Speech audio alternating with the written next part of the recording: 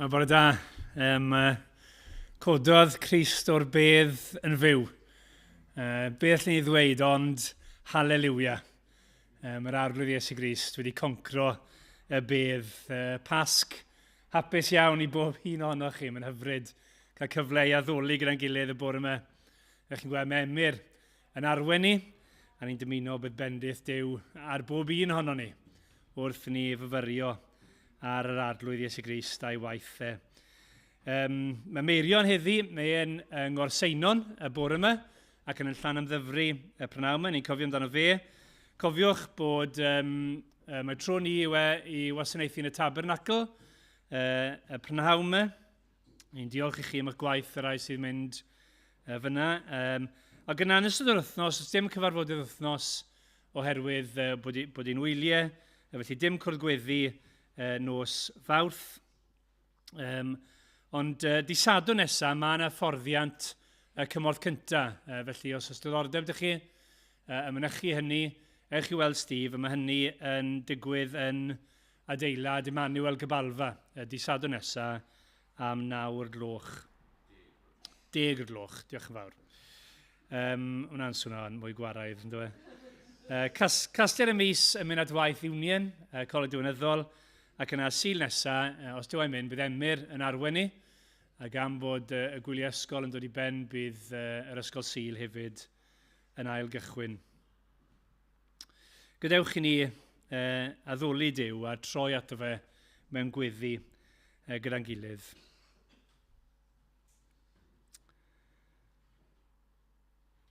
O arglwydd Dduw, ni'n diolch i ti bod na reswm i ni lawenhau y bore yma. Ni'n diolch i ti bod y gwragedd wedi mynd i'r bedd ar ôl dydd Gwener y Groglith, a'r bore cynta'r wythnos, a gweld bod y bedd yn wag, a bod Crist wedi atgyfodi. Arglwydd, ni'n diolch i ti bod gobaith i ni y bore yma, bod y dyled ein pechod wedi ei dalu a wedi ei dderbyn, bod y bywyd newydd, bod bywyd tragwyddol yn bosib i ni.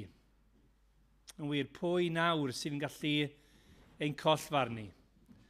Mae Crist, buodd e farw, ond hefyd mae wedi atgyfodi, ac ni'n diolch i ti nawr bod e yn y nef, yn eiriol troso ni. Ni'n diolch i ti bod e'n un sydd â ôl hoelion yn ei ddwylo ac yn ei draed, yn cyd-ymdeimlo gyda ni, yn ein gwendidau. O Dduw, ni'n diolch i ti bod wedi concro marwolaeth a phechod a'r bedd, a bod ni nawr yn cael bywyd ynddo fe. O Dduw, ni'n gweddio bydde y bendithion atgyfodiad Crist yn fyw yn ei heddi. P'na bod ni yma yn bresennol neu yn gwylio ar y sgrin, byddwn ni'n ymwybodol bod yr ysbryd glân yn cymhwyso'r gwirioneddau yma i ni, a thrwyd air di bore yma, a thrwy'n addoliad ni, a bod y cyfan yn dwy'n clod i dy enw mawr di. Amen.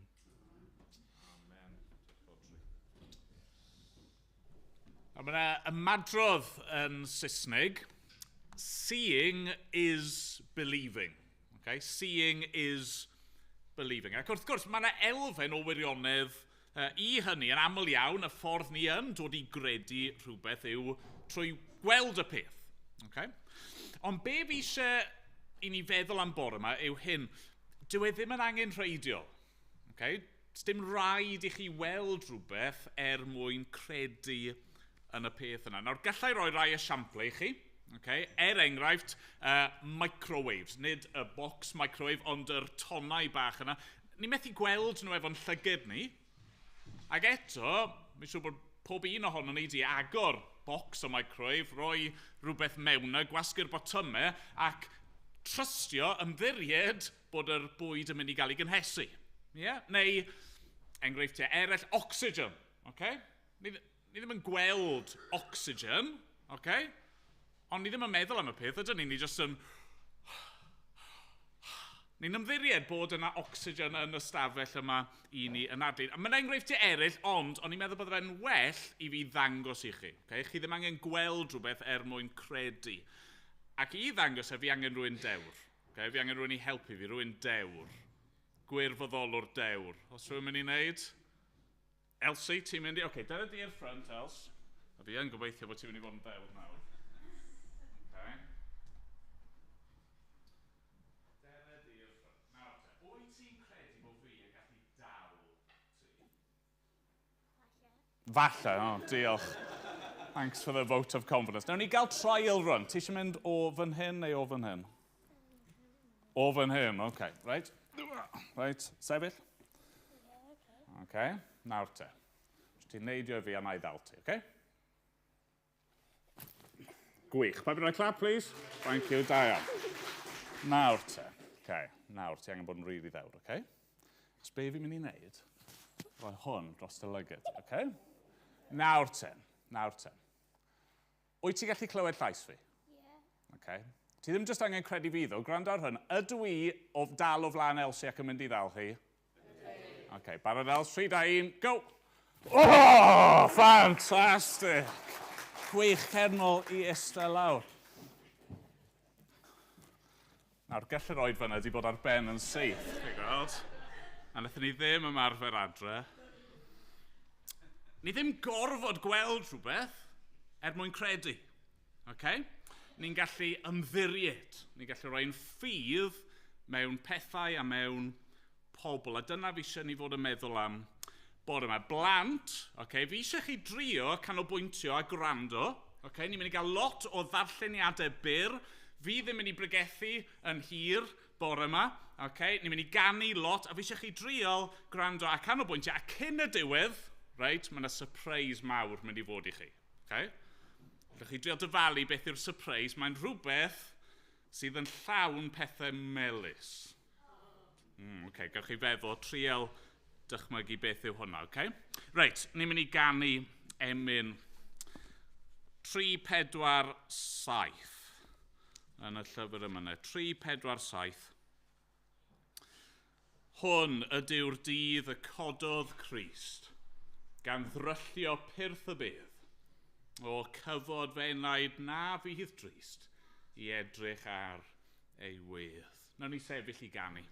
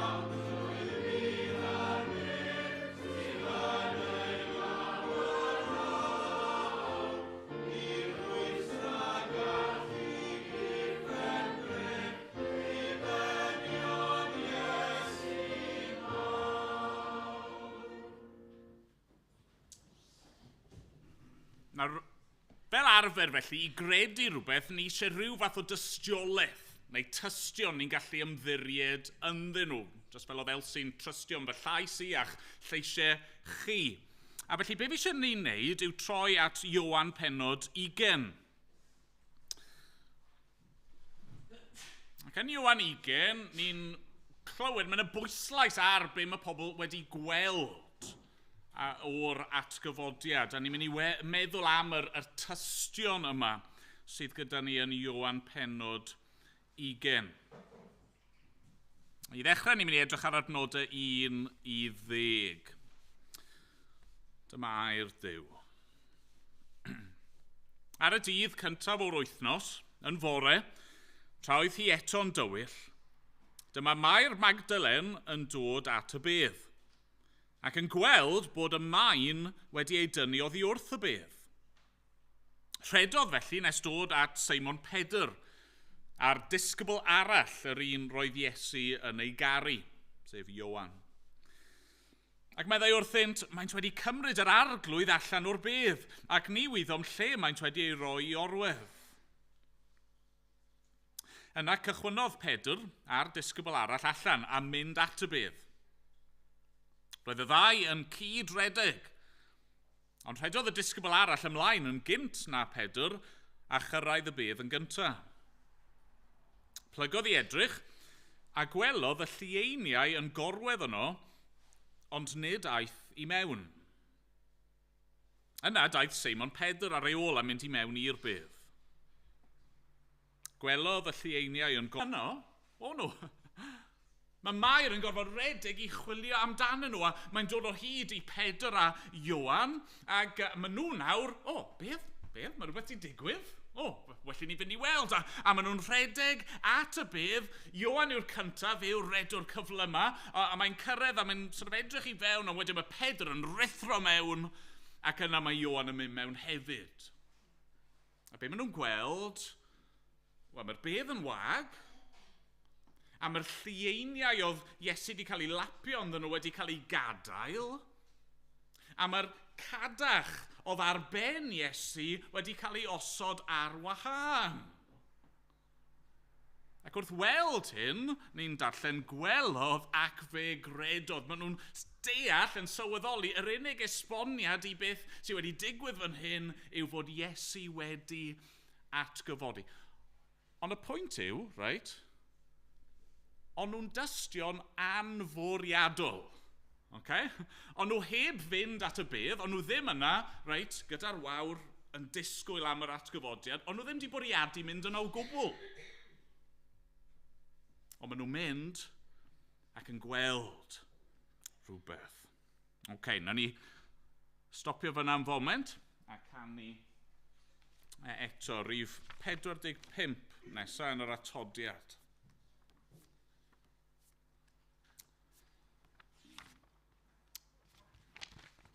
Pan oedd Iesu dan yr hoelion yn ymderoedd chwerwloes, torwyd beddau i obeithio neu rai annwyl wrth y groes. Yni, oedd y disgyblion i gyd yn anobeithiol yn dod nhw. Ond cododd Iesu. Nos ei trallod aeth yn ddydd. Nawn ni sefyll i ganu.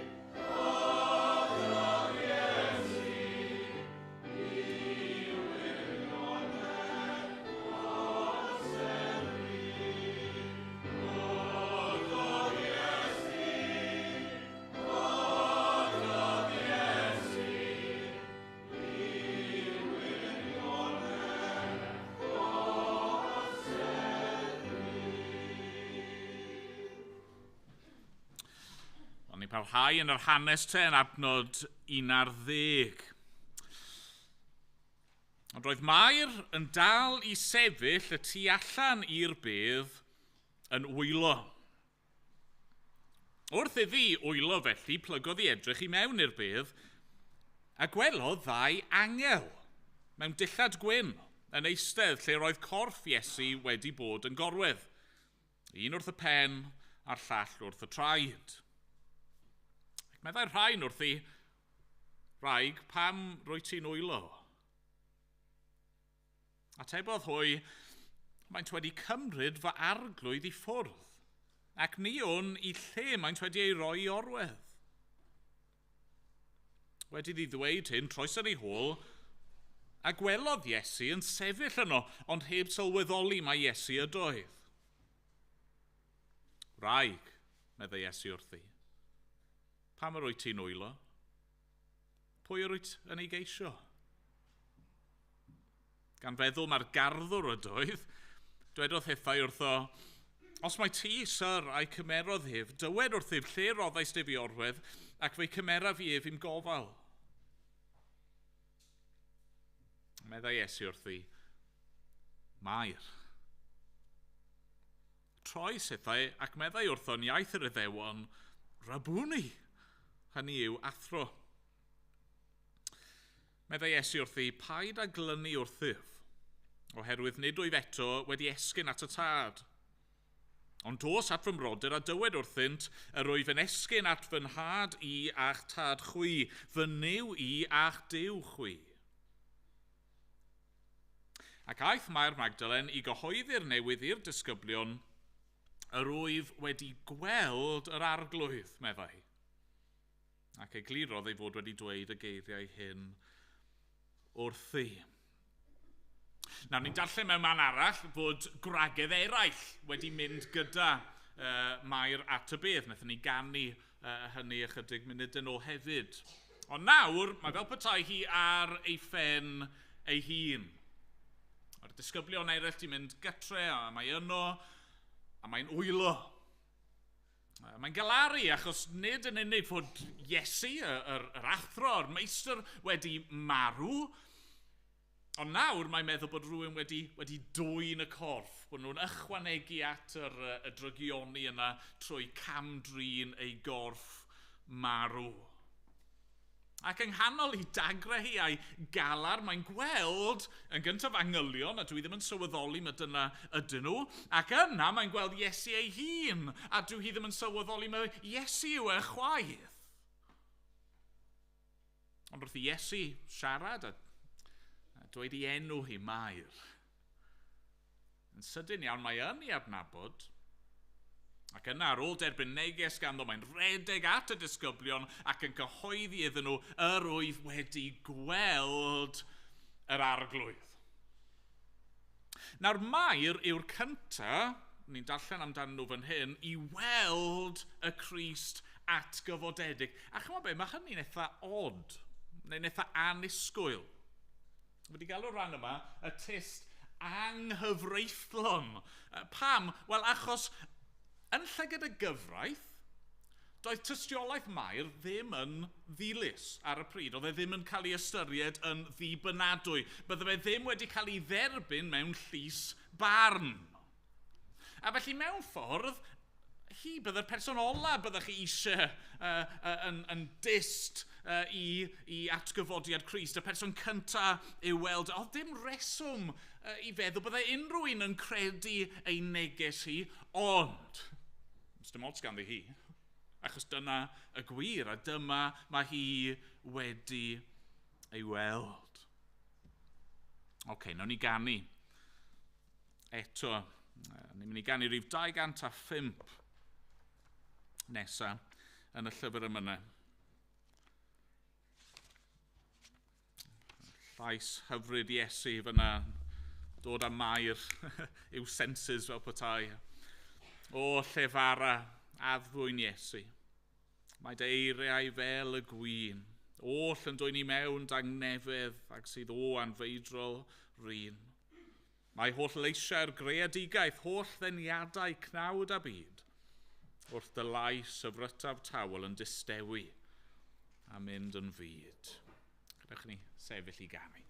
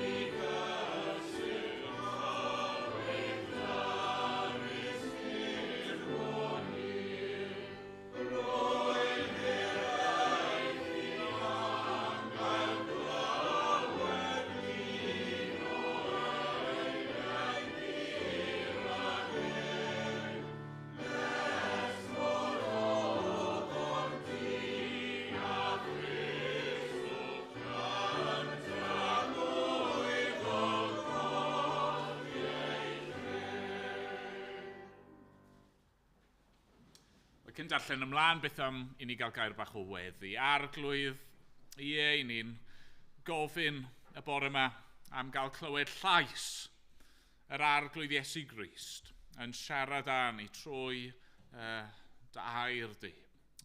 Arglwydd i ni eisiau clywed Iesu yn galw ein henw ni fel petai. Ni eisiau clywed Iesu'n dweud dy fod ti o Dduw yn Dduw i ni. Fod tad yr arglwydd Iesu Grist yn dad i ni. I ni eisiau clywed a gallu credu y bore yma fod Iesu Grist yn fyw ac wedi ennill buddigoliaeth, fod e wedi marw yn ein lle ni a wedi codi eto mwyn rhoi bywyd tragwyddol i bob un sy'n credu ynddo. Arglwydd, siarad â ni nawr wrth i ni barhau i edrych ar dy air di gyda'n gilydd. A bod ni'n gofyn yn enw Iesu. Amen. Amen. Oce, newn ni barhau yn adnod 19. Gyda'r nos, ar y dydd cyntaf hwnnw o'r wythnos, yr oedd y drysau wedi eu cloi lle roedd y disgyblion, oherwydd ei bod yn ofni'r Iddewon. A dyma Iesu yn dod ac yn sefyll yn ei canol ac yn dweud wrthynt, tangnefedd i chwi. Wedi dweud hyn dangosodd ei ddwylo a'i ystlys iddynt. Pan welsant yr arglwydd, llawenychodd y disgyblion. Meddai Iesu wrthynt, eilwaith, tangnefedd i chwi. Fel mae'r tad wedi fy anfon i, yr wyf i hefyd yn eich anfon chwi. Ac wedi dweud hyn, anadlodd arnynt a dweud, derbyniwch yr ysbryd glân. Os maddeuwch bechodau rhywun a maent wedi ei maddau. Os peidiwch ei maddau, maent heb ei maddau. Felly mae mwy o dystion gyda ni, a fe di galw rhain y tystion ansicr. Ansicr. Ni wedi gweld yn barod oedd y disgyblion wedi cadw draw o'r beth. Pam? Wel, achos o'n nhw ddim wir yn disgwyl fod unrhyw beth i weld. Ond ar ben hynny, yn fwy na hynny, maen nhw wedi cloi eu hunain mewn stafell. Achos bod nhw mor ofnus, mor betrus, mor ansicr. Ond yna mae rhywbeth yn digwydd yn does. Rhywbeth sydd yn eu traws newid nhw. Adnod 20, pan welsant yr arglwydd, llawenychodd y disgyblion. Yn sydyn iawn, mae'r arglwydd Iesu'n ymddangos iddyn nhw ac yn cyhoeddi i'r rhain oedd wedi bod mor ofnus, mor ansefydlog, y rai oedd wedi ei adael a wedi ei wadu mae'n dweud tangnefedd, heddwch i chwi. Ac yna mae Christ yn gwneud y peth rhyfedd yma'n dydy. Mae'n anadlu arnyn nhw. Mae'n dweud derbyniwch yr ysbryd glân. A mewn ffordd, be mae Iesu'n gwneud yw roi arwydd o beth oedd mynd i ddigwydd mewn rai wythnosau ar ddydd Pentecost. Pan mae'r crew yma o ddisgyblion ansicr, ofnus, nath redeg i ffwrdd a gadael Iesu ar ben ei hun a ddim mynd at y bedd i weld a fydda unrhyw beth yn digwydd a cloi ei hunan mewn stafell achos bod nhw mor ofn. Ar ddydd Pentecost, maen nhw'n mynd allan yn hyderus. Chi'n cofio? Maen nhw'n mynd mas yn barod i wynebu ei gelynion. Maen nhw'n mynd mas yn barod i gael eu carcharu a'i lladd hyd yn oed, achos bod nhw nawr mor sicr o'r hyn roedden nhw wedi weld. Mae rai yn dadlus dim esboniad arall mal 2. Distewch gans mae presenoldeb Crist, y sanctaidd un gerllaw. Mae Crist yr un mor bresennol yma, trwy ei ysbryd ag oedd yn y stafell ar y noson honno. Dewch plygwch ger ei fron mewn dofn barchedig fraw. Di bechod yw e fe, lle saif mae'n sanctaidd le.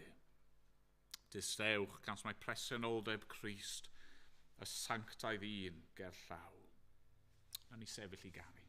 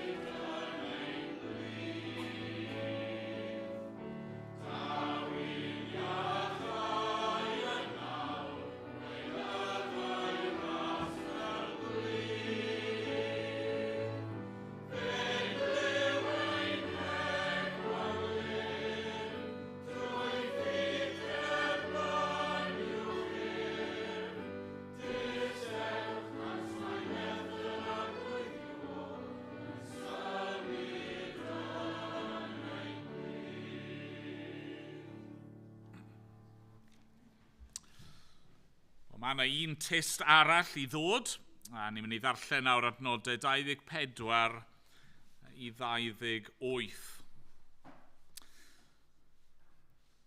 Nid oedd Thomas a elwyr Didymus, un o'r 12, gyda hwy pan ddaeth Iesu atynt. Ac felly dwedodd y disgyblion eraill wrtho, yr ydym wedi gweld yr arglwydd.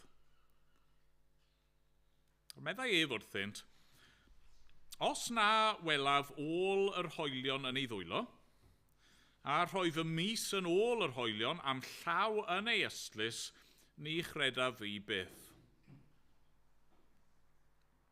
Ac ymhen wythnos, yr oedd y disgyblion unwaith eto yn y tŷ, a Thomas gyda hwy.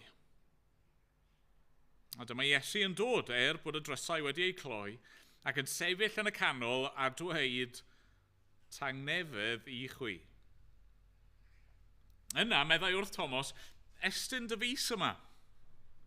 Edrych ar fy nwylo. Estyn dy law a'i rhoi yn fy ystlys. A paid a bod yn anghredadyn. Bydd yn gredadyn. Atebodd Thomas ef, fy arglwydd am Duw. Oedd y disgyblion i gyd ddim yno ar y sil cyntaf. O no, sil y pasg. Roedd yna un bach ar goll, Thomas. Doubting Thomas, drwy yna fe. Na siw mae'n cael ei gofio, ond efo. A ni ddim yn gwybod lle oedd Thomas. Oedd e jyst i taro mas rhywle neu. Ni jyst ddim yn gwybod. Ond agwedd Thomas pan glywodd e gan y gweddill bod Iesu yn fyw a bod nhw wedi ei weld oedd bod e jyst methu derbyn hynny. Dyna oedd e'n teimlo, bod e ddim yn gallu credu bod eisiau fe weld ac yn wir i gyffwrdd ar olion yn ei ddwylo ac yn ei ystlys. Yn ei drygaredd, mae Iesu yn ymddangos i'r tyst amheus yma.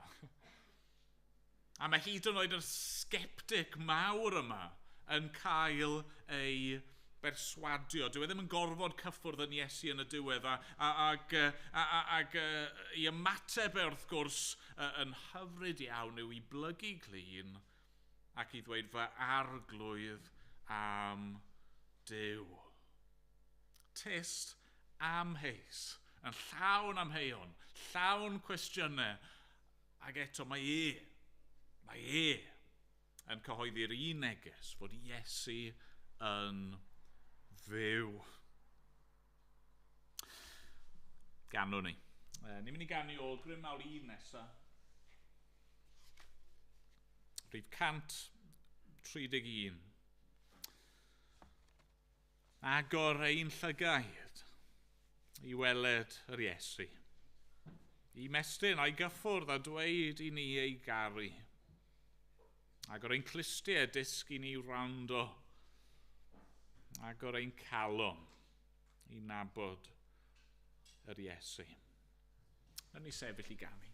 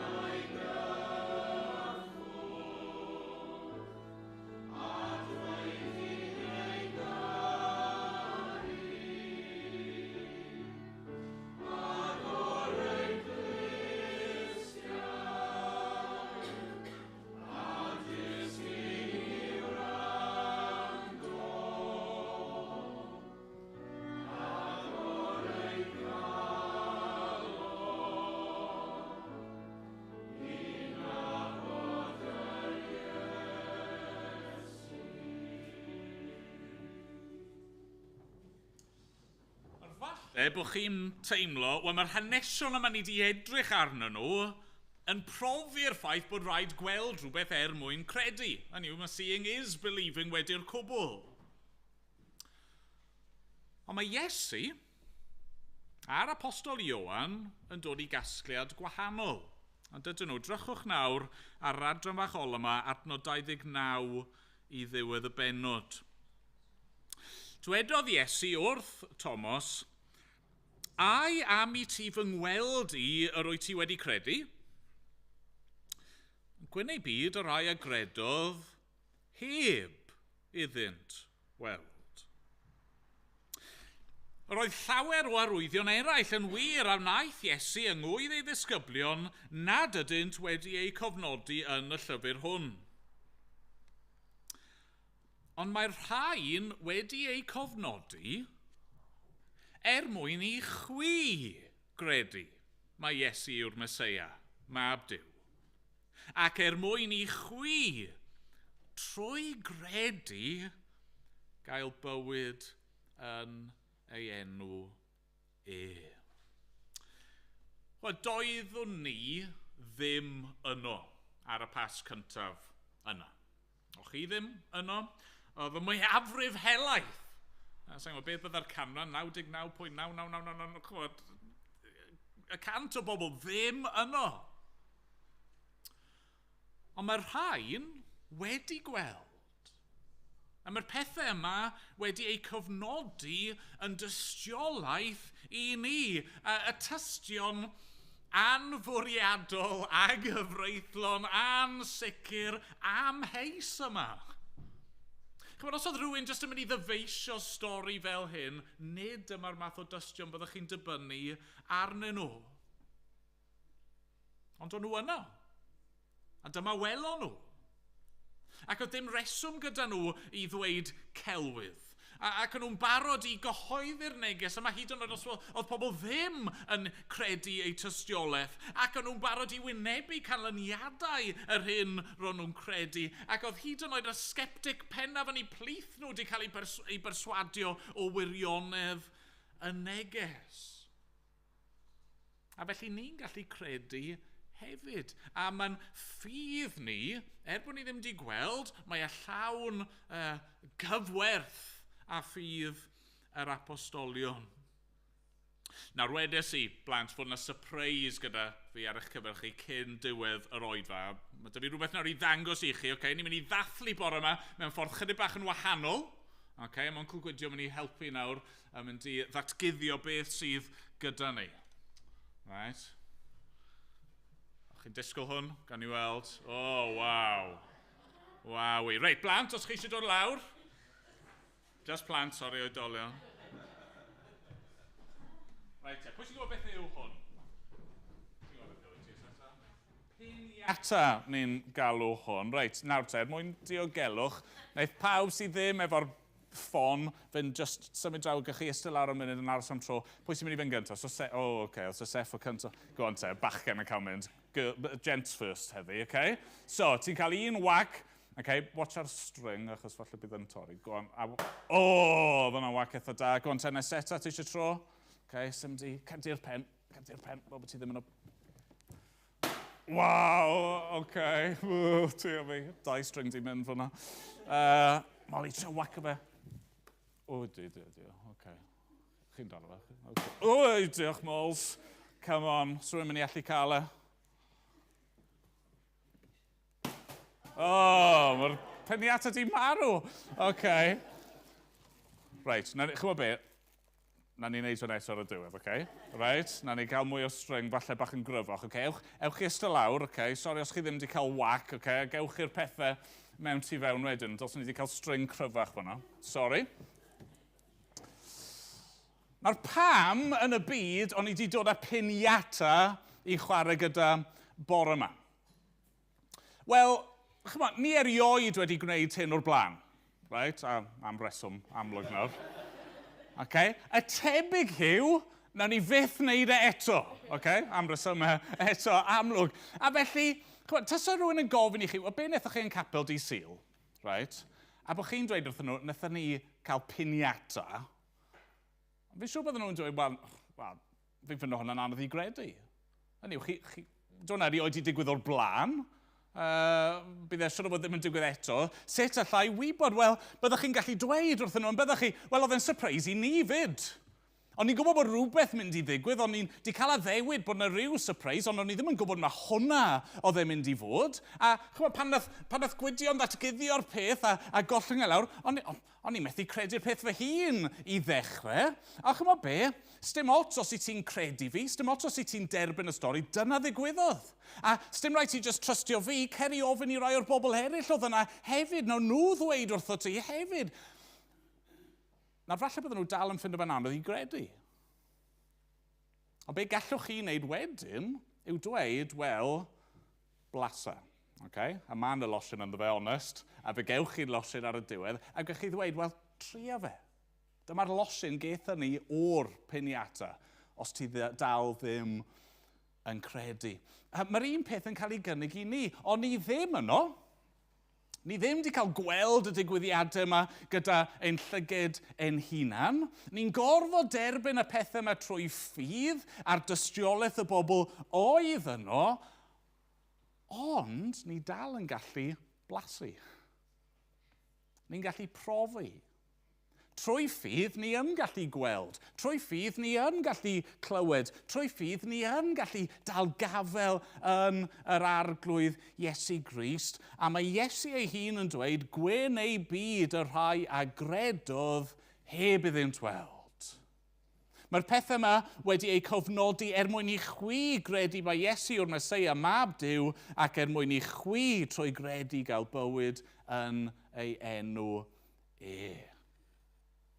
Mae'n ffydd ni yn y pethau hyn yn rhoi bywyd tragwyddol. Diolch i Dduw. Gawn ni air o weddi. Dyn gilydd, arglwydd ni'n diolch i ti. Dy fod ti wedi trefnu y pethau hyn i gyd. Diolch dy fod ti wedi addo i anfon Meseia. A bod ni'n gweld trwy'r Hen Testament, mae dyma oedd yn mynd i ddigwydd. Fod Crist yn mynd i ddod, yn mynd i ddioddau, yn mynd i farw dros ein pechod ni ac yn mynd i atgyfodi ar y trydydd dydd. Ac arglwydd fod yr disgyblion cyntaf ddim wedi disgwyl hynny hyd yn oed ac i ddechrau wedi ffeindio hynny'n anodd i dderbyn.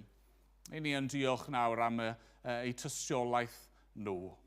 Ac o Dduw ni'n gofyn, plis wneud i helpu ni nawr, helpa ni i gredu yn yr arglwydd Iesu Grist ac wrth gredu i gael bywyd. Arglwydd, helpa ni brofi bore yma. Dy fod ti yn Dduw da.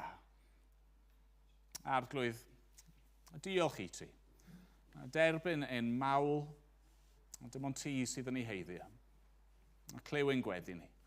Yn enw y Crist atgyfodedig. Amen. Amen.